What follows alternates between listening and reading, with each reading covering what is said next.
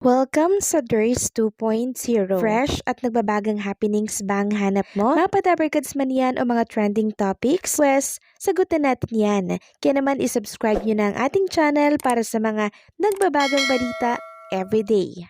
So ayun, welcome back again sa ating YouTube channel mga Kadabarkads, and for today's video nga pag-uusapan natin ay tungkol sa mga importanteng kaganapan sa mga Dabarkads and syempre kaganapan po sa Itbulaga. And unahin na nga natin ang tungkol dito kay Atasha Mulak. So binida po ni Charlene Gonzalez or yung mommy po ni Atasha Mulak etong 1 million stream dito po sa Spotify ang Handa na Ako by Atasha Mulak. And kung makikita nyo mga Kadabarkads, yung Handa na Ako mas nauna pa pong magka 1 million kesa dito sa Pasuyo na merong 997,971.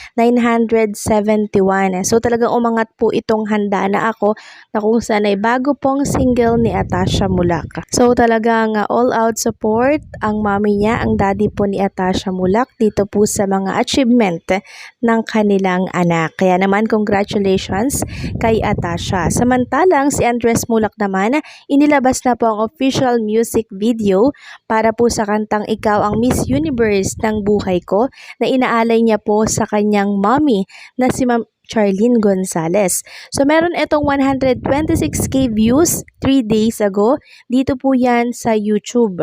And maging ito mga Kadabarkads ay binida din po ni Ma'am Charlene Gonzalez sa kanyang Instagram story. Marami nga po ang good feedback na nakuha po ng bagong music video ni Andres Mulak. Katulad na lamang po ng naging komento ng ilang mga netizen na to na siyang nirepost din po ni Ma'am Charlene sa kanyang Instagram. Sabi po dito, ito talaga ang birthday gift ni AA sa mama niya. Then sabi pa dito sa post ng isang netizen, I just finished watching the entire video and it had me smiling the whole time. Not just because Andres is handsome, that's a given, but because of everything about it. The timing of this music video is perfect for a late presentation on his mom's birthday and even serves as an early Mother's Day tribute. The planning around the release day is fantastic. Great job to everyone involved. Then sa music video na yon mga Kadabarkads, nakita nga natin na talaga naman pong pinapanood po ni Andres Mulak yung kanyang mommy habang kasali ito sa isang beauty pageant. Para po sa kaalaman ng lahat, title holder po itong si Charlene Gonzalez and nanalo bilang Binibining Pilipinas Universe 1994 title and presented her country at the Miss Universe 1994 na ginanap po dito sa Manila, where she won Best National Costume Award and was one of the top 6 finalists. Next topic naman, pag-usapan natin mga Kadabarkads, etong YouTube channel po ni Jose Manalo na kung saan dati 300 subscribers lang yan. Pero ngayon 13.7k subscribers na, tapos isa pa din yung video niya na merong 290k views in just 7 days. So iba talaga pag artista ka na, no? Instant vlogger ka na din, and marami na din po talaga yung manunood at interesado sa buhay mo, katulad po ni Jose Manalo. Next topic naman, share nga po ni SQ Jean itong throwback picture niya way back 2010 kung saan magugulat kayo sa glow up nitong si SQ Jean. Sabi nga dito ni SQ Jean, throwback 2010, galing pa ito sa baul. Natatawa ako sa itsura ko. Nakisawsaw lang sa eyeshadow ng tita, tapos pak, larga na sa event sa school. Salamat sa aircon, pumuti po ako simula nung mag-work from home ako ng 5 years bago mag-Itbulaga. Walang labasan ng bahay, naka-recover ang skin without gluta po yan. So makikita nga dito sa picture na to mga Kadabarkads na black beauty po si SQ Jean, pero maganda pa din siya. Siya yung paputiin man or paitimin, maganda pa din mga Kadabarkads. Samantalang next topic naman tayo mga Kadabarkads. So malapit na po ang botohan. May 12. Nakapili na po ba kayo ng mga iboboto nyo na politiko? Mag-ingat po tayo sa pagpili. Kasi ang Jesus is Lord Church Worldwide, tinaas po si Tito Soto. Mahigit 1 million po ang member nito mga Kadaber Gods.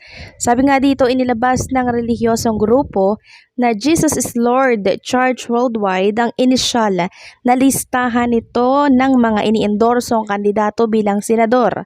Andyan si Manny Pacquiao, Tito Soto, Pia Cayetano, Ping Lacson at Kiko Pangilinan.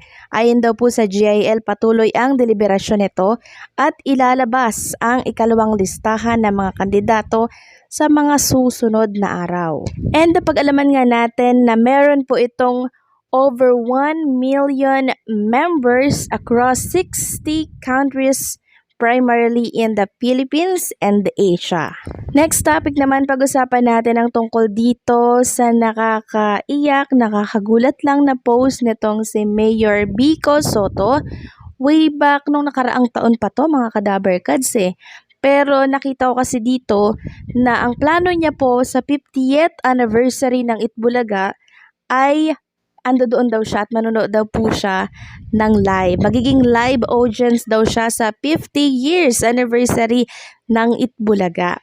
And hopefully present po dito si Ma'am Connie Reyes na kung saan mama niya po ito, no? So sabi po dito ni Vico Soto, di ko akalain na makakita pa ako ng Bulaga na may Tito Vic and Joey kasama pati si Connie. Baby pa ako nung huling episode na nandun si mama. Sayang, di ako nakanood ng live. Sa 50th anniversary, sisiguraduhin kong nasa live audience ako. So, ilang taon pa yung bibilangin natin para po makita si Mayor Vico Soto dito po sa 50 years anniversary ng Itbulaga. And sana nga po present si Ma'am Connie Reyes dito kasi bihira lang itong mangyari mga Kadaber Gods Tito Big Joey tapos may Connie. So yan pala yung plano ni Mayor Vico sa golden anniversary ng Itbulaga. Then nagbasa nga ako ng komento mga Kadaber Gods sa naturang post. And meron nga pong isang komento na kumuha po ng attention ko para basahin ko to. Mula ito kay Ma'am Mirna Nepomuceno Onanad.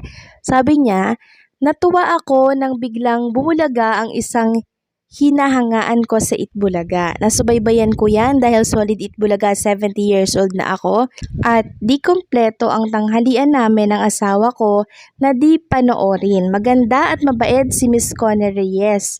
At di lang yan, naku, palatawa yan, mabungis-ngis.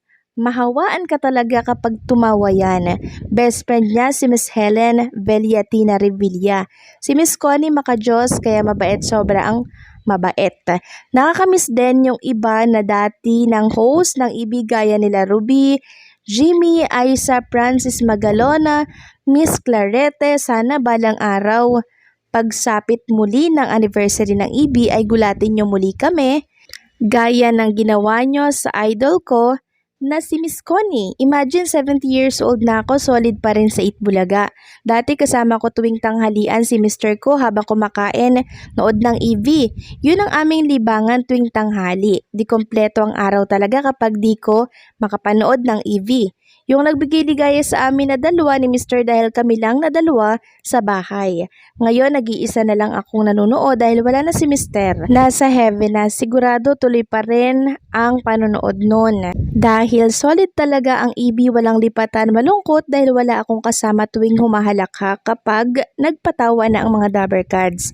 Pero okay lang dahil kahit nag-iisa, napasaya pa rin ako ng Dabber Cards. Again, happy anniversary Itbulaga, Tito Vic and Joey kasama si Connie. Yung kanta nila noon, congrats talaga kahit sino itapat, still strong, di matitibag. Solid Itbulaga 143 Dabber Cards at congrats po Mayor Vico Soto, meron kang magulang na mabait. God bless all. So, ang magaganap po mga Kadaber Cards sa 50 years anniversary ng Itbulaga, pasabog po yan. Talagang paghahandaan po yan ng Itbulaga kasi ito talaga po yung kanilang goal, yung maabot ang 50 years ng Itbulaga. So, paano hanggang dito na lamang po ang update natin. Maraming salamat po sa patuloy na pagsuporta.